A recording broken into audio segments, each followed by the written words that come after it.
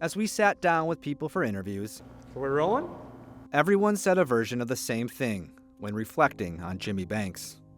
G was close to the chest. I'll give it to you like that. He was quiet, He didn't talk that much, but he was just a magnificent human being. kept things to himself, Jimmy was a very calm guy. a humble man who downplayed his achievements and redirected the spotlight. I didn't end up finding out that he went to the World Cup from him. I found out from a family friend. And while soccer took him around the world, he came home to grow the sport in the city he loved. He had a heart for the city of Milwaukee and for the Northwest side. By most accounts, the best soccer player to ever come from Milwaukee, Banks leaves behind a legacy of reaching out to young black athletes. It was one of the best things that ever happened in my life. This is the story of Jimmy Banks.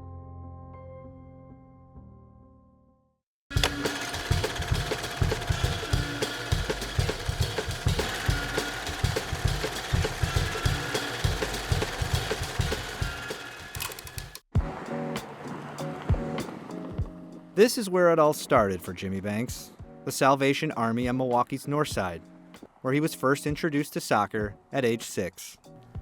This is a very surreal feeling. For Jordan Banks, the youngest of Jimmy's 3 sons, this gym feels like hallowed ground. Being in a place where it all started from my dad. Banks grew up during the 70s in the nearby Westlawn Housing Project with his 4 siblings, one of whom provided a lasting nickname, Gigi, or G. Especially in these communities, a lot of black kids are expected to be football players or basketball players, but for some reason, he grew up really loving soccer. As a teenager, Banks played for the Milwaukee Bavarians club before his talents flourished at Custer High School and was named Wisconsin's first All-American soccer player. After graduating high school in 1982, Banks would eventually end up at the University of Wisconsin-Milwaukee to play for head coach Bob Gansler. Gansler is another soccer legend. He coached at every level and has a reputation for spotting talent. It was clear Banks had plenty of it. Jimmy had a soccer brain, right? He just knew what needed to be done just about all the time. Extremely humble. If he'd give you a good pass and you'd screw it up, he would apologize to you. He says, I should have given it to you earlier. After college, Banks was selected to the U.S. national team. He also joined the Milwaukee Wave in the American Indoor Soccer League as the #1 draft pick in 1987. Here's Jimmy, moving around. Here's the shot and he scores! In 1989, Banks reunited with Gansler when he was named the new head coach of the U.S. national team. Together, they qualified for the 1990 FIFA World Cup in Italy.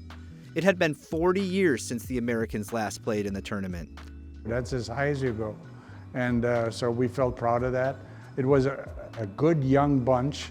I on purpose went young and saying, I'm not picking a team for 1990, I'm picking a team for the 90s. Banks became one of the first African American players born in the U.S. to represent the country in a World Cup. The other was his good friend and teammate, Desmond Armstrong. I had asked him to be my best man in my wedding, and I wanted him to be right beside me. Armstrong and Banks met each other when they were 15 while playing in national tournaments, when the game was almost exclusively a suburban sport. I was the one black guy on my team, and G was the only black guy on his team, so we were fast friends. During the World Cup, Banks wrote a column for the Milwaukee Journal. He confessed to being homesick and for discovering a newfound passion to bring soccer to black neighborhoods back home. And I used to tease him all the time, like, yo, man, we can go all over the world, man, and what? You just want to just stay in Milwaukee? I mean, nothing against Milwaukee, but I mean, we had the world at our fingertips, man. I'm talking about we played in the World Cup. We can go anywhere. And that brother would not leave Milwaukee. When he returned home from the World Cup, he launched a soccer program that operated at boys and girls clubs across the city. Last year, Jimmy took his dream of getting more blacks and minorities involved in soccer and made it a reality. He started the Jimmy Banks City Soccer League, which now has 10 teams and over 250 kids involved. We're trying to instill some values and some good habits and discipline in these kids and try to teach them to let sports and education work hand in hand, and that's the way it works in life. I just have to give it up for him. He actually did go back to his community. He put the roots down there, and he just poured his life into, producing programs for kids in Milwaukee. I'm dribbling, right? Even if I want to do this, right? I'm still dribbling, right? I'm here. The ball is here. It's all about patience. In the mid-1990s, Banks left the Boys and Girls Club and co-founded the Milwaukee Simbas, a newly independent soccer club that eased financial barriers and became a melting pot of diverse players. His teams competed for state championships and won out-of-state tournaments. A handful of his players went on to play professionally. One of those players was Demetrius White, Keep the ball on the ground. who now leads the revamped Simbas organization. Are we ready? Go. The Banks protege became the pro. It's really been remarkable how, we can still be able to, honor him and continue his legacy as well with what we're doing over here with the Simbas. And while Banks coached the finer points of the game, he always preached about the bigger picture. Jimmy Coates was always first, it was us becoming young responsible man, and then second was soccer. He preached to us, it's not about what you do in soccer, it's about what you do afterwards. If you don't have a ball, you should be moving. There we go.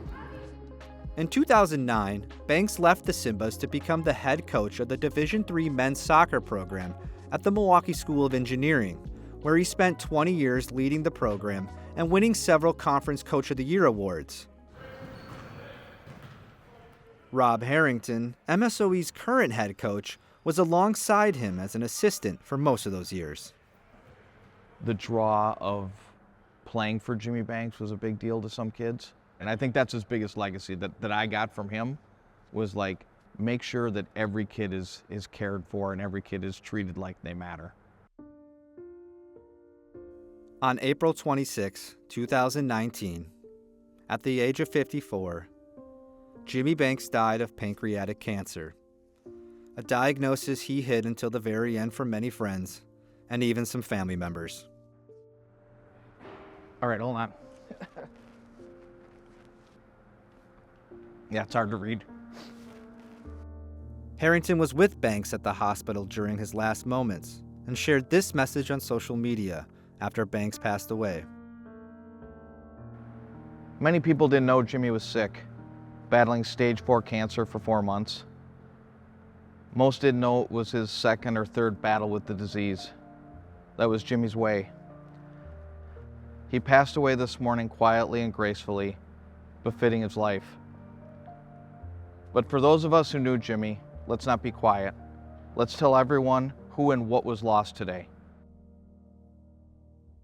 Immensely sad. Receiving that news.